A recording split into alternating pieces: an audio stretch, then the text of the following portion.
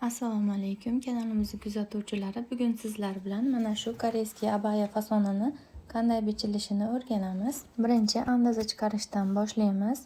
Mijozimizni razmeriga qarab, erkin asosda andozaga beldan tepa qismini tayyorlab olamiz. Tayyori 35 ga tayyor bo'ladi. 2 sm tepadan 1, pastdan 1 sm kirishi bilan chok baholari bilan qo'shib bir yo'la tayyorlab oldim.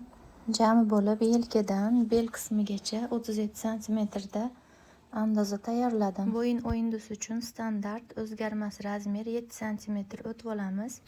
Yelka balandligi uchun 3 sm tepadan tushib olamiz. Boya aytganimdek, bir yo'la chok baholarni qo'shib bichib ketdim. Yelka uchun o'rtadan 1-1-2, yonboshdan 1 sm, jami 3 sm kirish hisobida. Yelka menda 11 edi.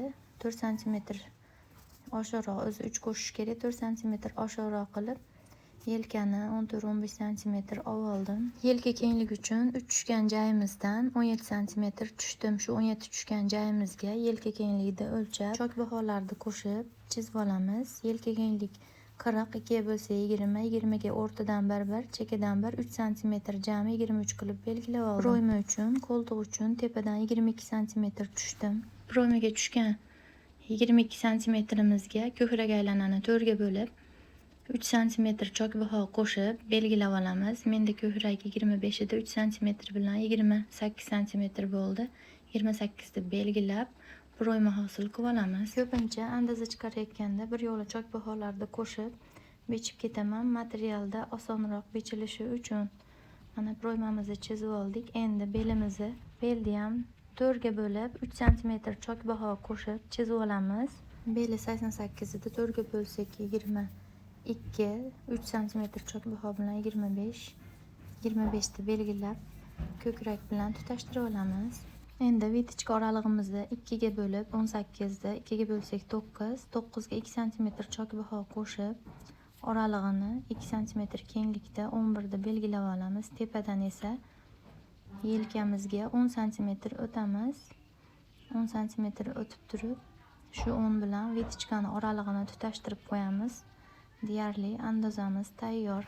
Bu erkin asosda eng oson usulda andoza chiqarish turi hisoblanadi.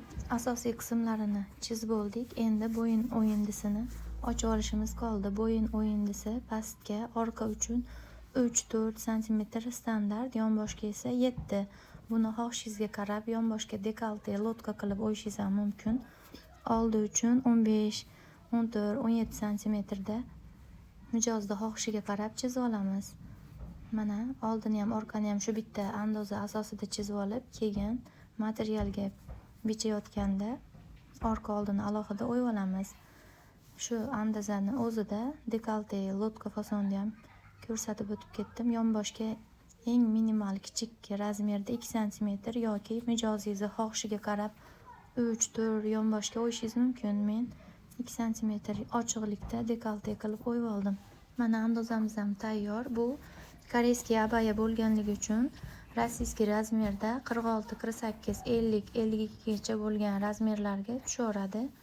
Mana tayyorlab olgan andozamizni mato ustida bemalol bichoramiz. Chok baholari ichida juda ham oson usuldagi andoza hosil bo'ldi. Bu fason trendga chiqqanligi uchun ham katta razmerda, ham kichik razmerda bichamiz.